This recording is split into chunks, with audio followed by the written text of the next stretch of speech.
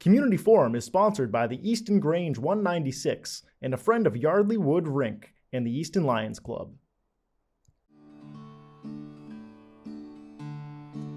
There's a storm across the valley, the clouds are rolling in.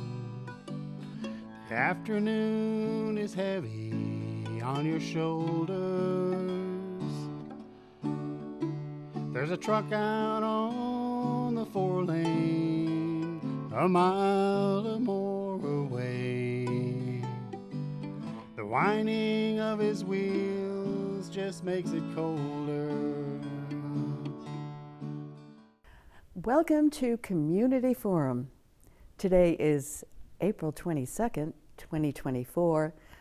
I'm Priscilla Almquist Olsen, your host, and today it gives me a great deal of pleasure to welcome an Easton native who's been here living for quite a number of years and who has had a fascinating career in film production, video production, writing, directing, and producing. I want to welcome Gary Berman. Thank you very much for having me. It's my pleasure. Thank you for being my guest today. Tell me a little bit about your background, where you grew up, and were there any childhood influences on the path that you took? Sure. We watched a lot of television in my house, and we went to lots of movies.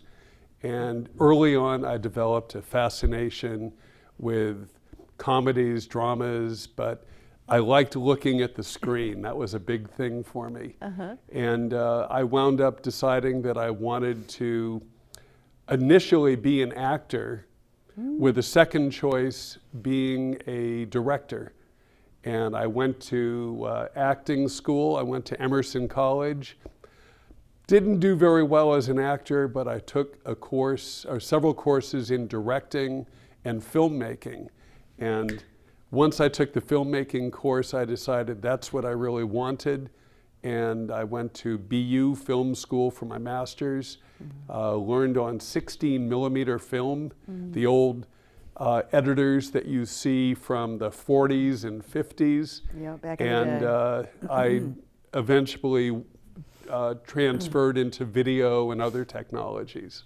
Wow, so you have seen all the changes that have happened, and now you're looking back, and we're gonna talk about, this is gonna be our part 1 series. We're gonna have a part 2, and but this one I'm gonna call Funny and Flashy. So you're talking about me, right? Well, yes, you, but mainly your films, your training films. So tell me how you got into the business of producing training films, and who were these training films produced for? Back when I first started getting into this, there were really no jobs, or very few jobs in film, video. Video was a brand new thing at that point. And I was very fortunate to have been hired by a company to start a training department using video as the main means of training. And the head of the training department was a big fan of John Cleese of Monty Python. And it turned out that John Cleese had an entirely separate company that made training films. And they were very, very funny. And the director of training at this company, Hills Department Stores, where I started, loved comedy and bringing entertainment to training. He knew that if you can entertain the audience, then they're more likely to pay attention. You have to get their attention if you're going to train them. So he allowed me and encouraged me to make entertaining, funny videos that would grab the audience's attention.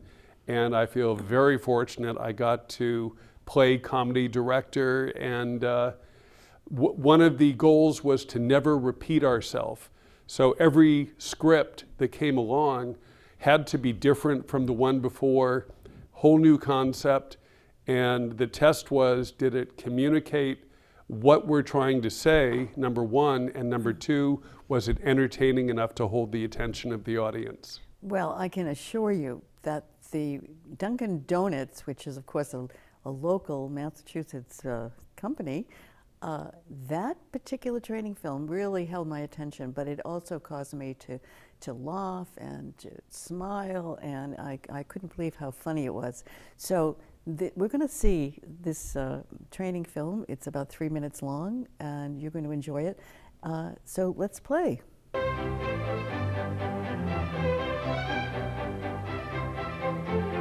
This next painting is by James Smiley, 1833-1909. He painted this one in the 1860s. That was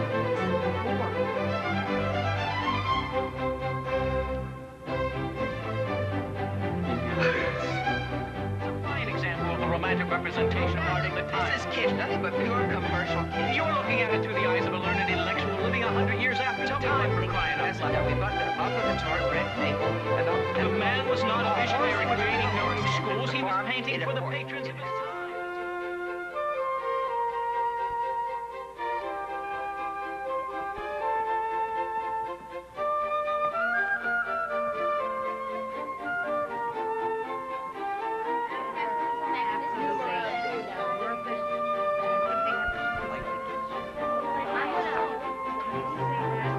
This is absolutely incredible.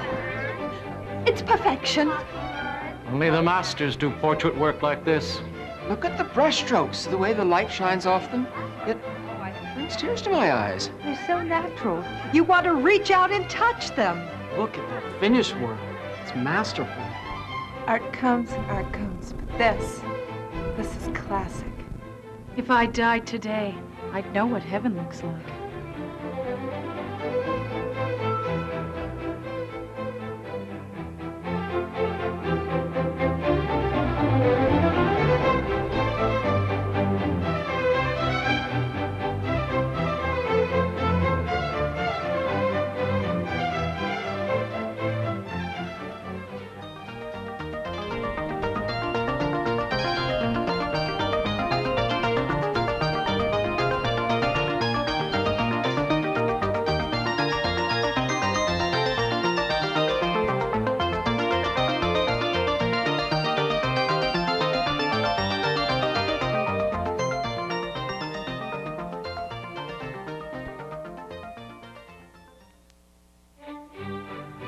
Oh, there you are. Just a moment, would you? Finish up, eh? Oh, yes. Classic. It means highest quality, serving as the standard or model of perfection. Only the best are destined to become classic. Another word for classic is masterpiece. Welcome to Dunkin' Donuts Masterpiece class. The destiny to be the best is fulfilled at Dunkin' Donuts every day. Quite simply, Dunkin' Donuts is known for making the best donuts in the world. The result of this perfection is millions of happy patrons gobbling up millions of scrumptious donuts each and every day. It's a rather interesting image, right? And sharing in this blissful success is you. Yes, you. As a counter person, in addition to waiting on customers, you will be called upon to ensure that the donuts your store sells are consistently and attractively merchandised. And as a Dunkin' Donuts counter person, well, you'll need to know how to properly prepare and finish the donuts before the display. In short, create masterpieces. And that's, my friends, why we are here today. Delicious. So, is that the funniest film that you've seen in a long time? But also, isn't it the most familiar?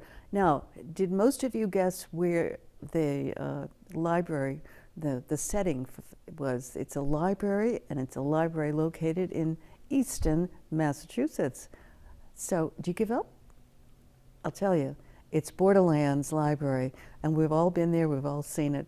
Magnificence. So tell, how did that come about? Once I had left corporate and I went on my own, I started a company called Powerhouse Presentations.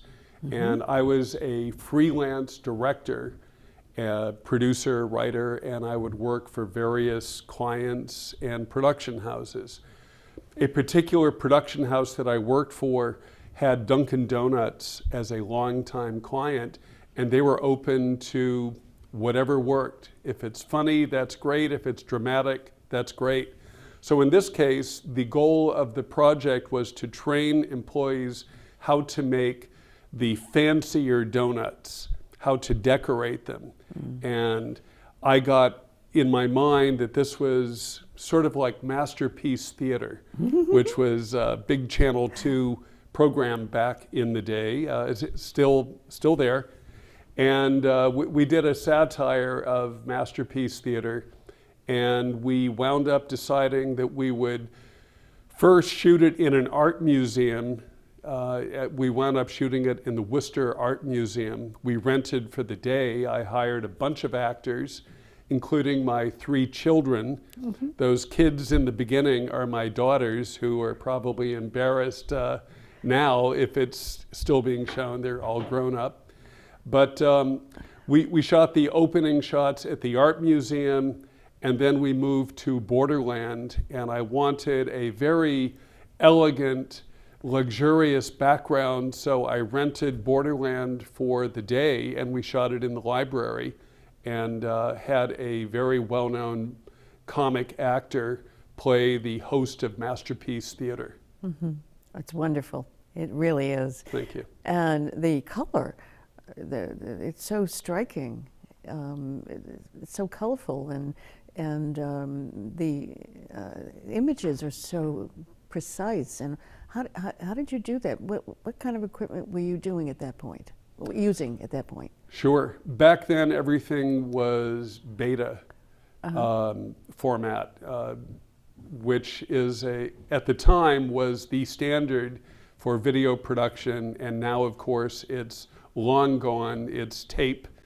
But we had major lighting, for one thing. In order to get really crisp video, you want to light it with a whole set of professional lighting equipment and a lighting director. I have to say, though, looking at it today, the resolution is nothing like what we have today. And in my eyes, it's I just want to go, oh, I wish we had today's equipment to reshoot it, but we don't. I know, but it's so crisp and it's so alive. I mean, it just jumps out at you. And so, you fulfill the requirement of getting attention and keeping people attentive to what was going on. And those donuts were very cleverly and creatively fashioned, and I'm sure people got the idea. So tell me, we're going to see another clip too. Are we going to see another clip today? Yes, we have one more that was done much later. This one was done for Stop and Shop, and Stop and Shop was my major client for about 10 years. I was a full-time video and training consultant for Stop and Shop. So I would go in 5 days a week, and I oversaw the production of all the training manuals for the entire company.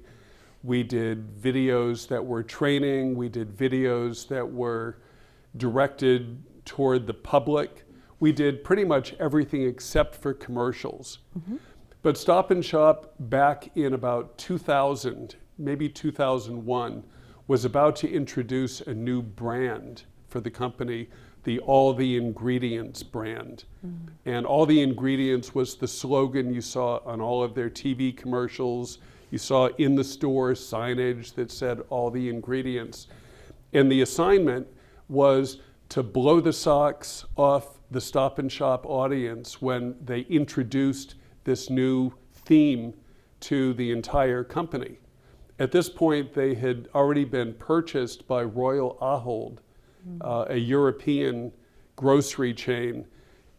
In order to compete with Walmart, they had to actually be bought by a larger company, or they would have been a minor player. Anyway, there was a meeting planned, And the idea was we're going to introduce all the ingredients to this huge Stop and Shop audience. So we assembled 36 feet of screens, 3 12-foot screens. And I was given a very healthy budget, and the goal was just blow their socks off, something exciting, and this was the meeting opener. Wow. So we're going to see that one right now, and so let's roll it.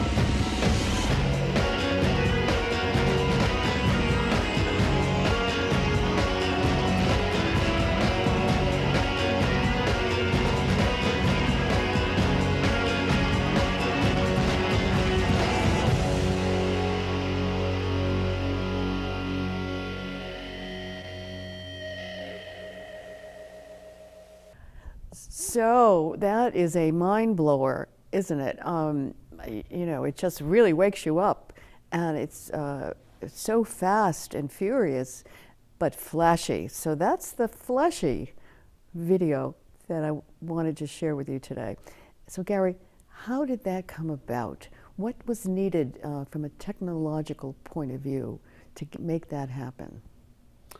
When this was produced, it was very tricky in that we had to shoot 3 different films, essentially.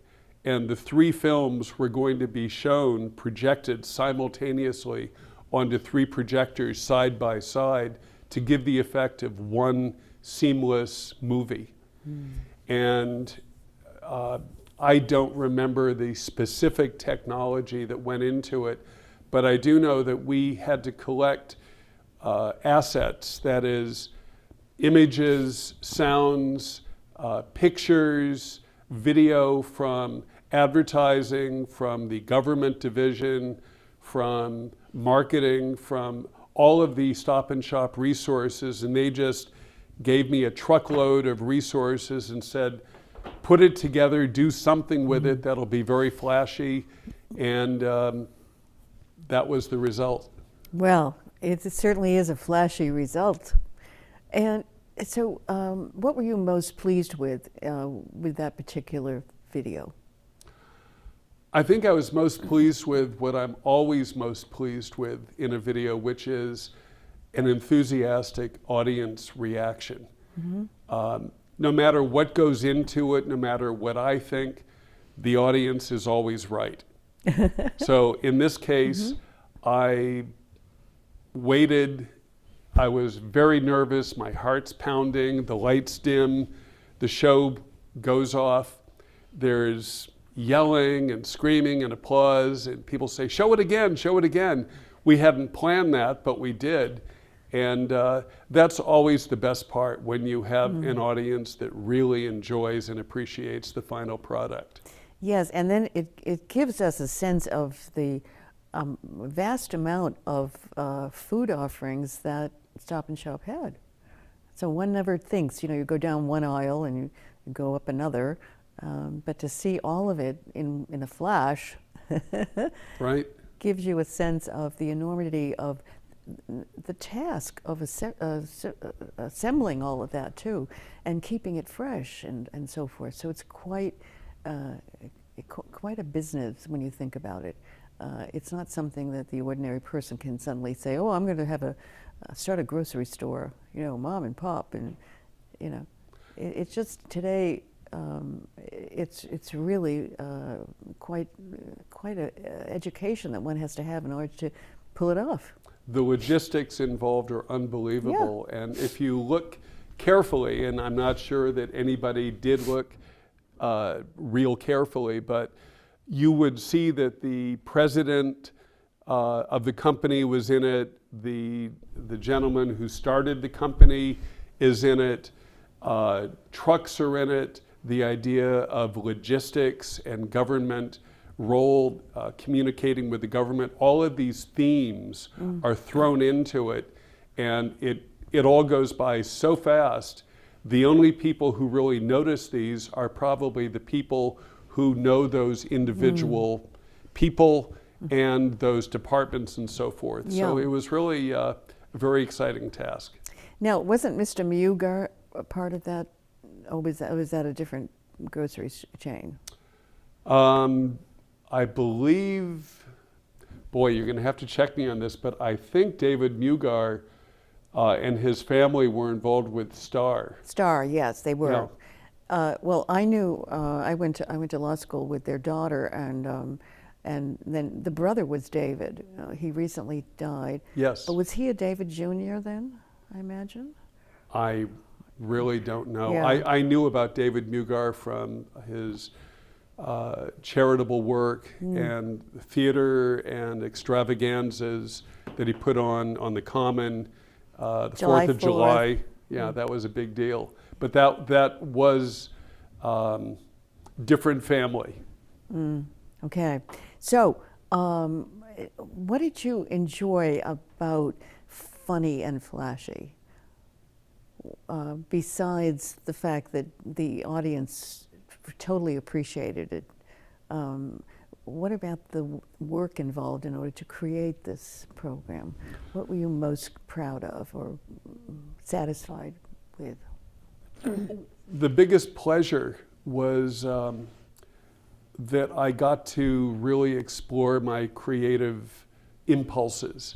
If I wanted to be emotional and serious about something and it was appropriate, then that was fine, that worked. It was really the idea of plumbing my creative resources and having the privilege of working with so many other creative professionals. Over the years, I've had the pleasure of working with hundreds of creative professionals, celebrities, artists, writers, producers, news people, and I've been thrust into the middle of a lot of circumstances that I would not normally have seen because it wasn't my world.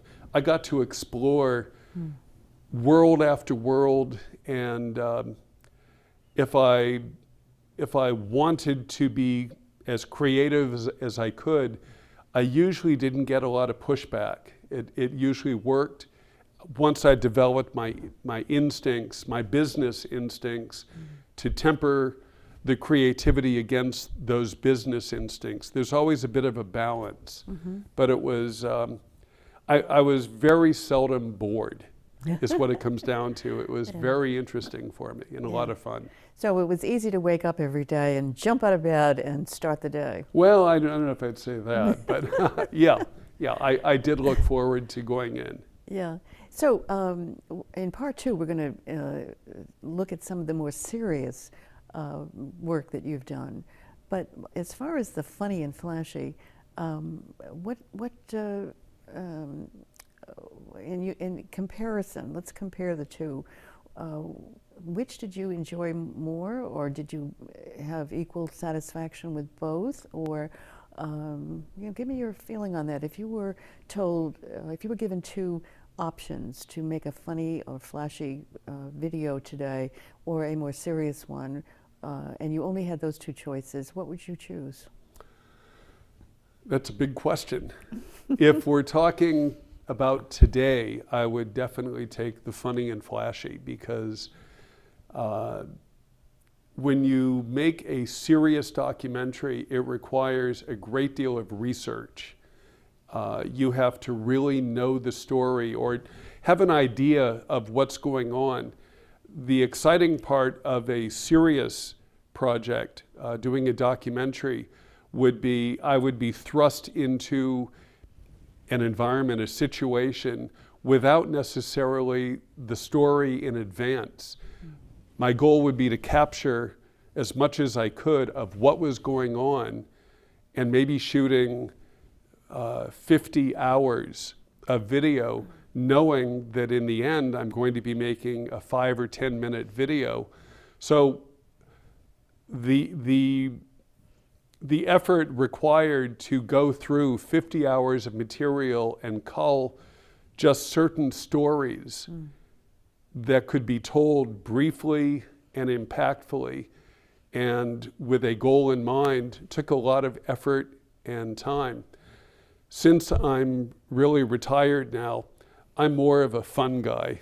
Not a mushroom, but a fun guy, meaning I love humor, and as much as I love the serious stuff, I think the amount of effort required to produce something very serious now would push me in the other direction. Well, listen, we have about 2 minutes left, and I just wanted to fast speed us forward a bit, because my understanding is that you worked for the predecessor of our very own Eastern Community Access Television. So just briefly give us a little bit about that. Sure. In the very early 80s, cable was coming to Easton. Cable was a new thing. It was Continental Cablevision back then, I believe. And towns were writing RFPs, requests for proposal. And I volunteered for the cable committee. The then president or the chairman of the committee took a job that required he move out of state, and I became the chairman of the committee. And we wrote the document that got Continental Cable and I believe 2 other companies to bid on bringing cable to Easton. And our job was to get the right company and then to educate the entire community about what cable is, stock the studio with all of the equipment, the personnel, set salaries, and I had a terrific time working with probably 10 or 12 other people who had that very important responsibility. It was great. Wow, so you set the stage for Eastern Community Access Television, which is what we have today. So thank you so much for that, Gary, and your devotion to communicating through film. So I want to thank you for joining me today. Thank you. We'll see you next time for part 2, where we explore those more serious subjects that you created in your filming work. So I appreciate you being here, and I hope the audience has enjoyed this segment, and we'll see you next time. Priscilla Almquist Olsen, be well. Community Forum is sponsored by the Easton Grange 196 and a friend of Yardley Wood Rink and the Easton Lions Club.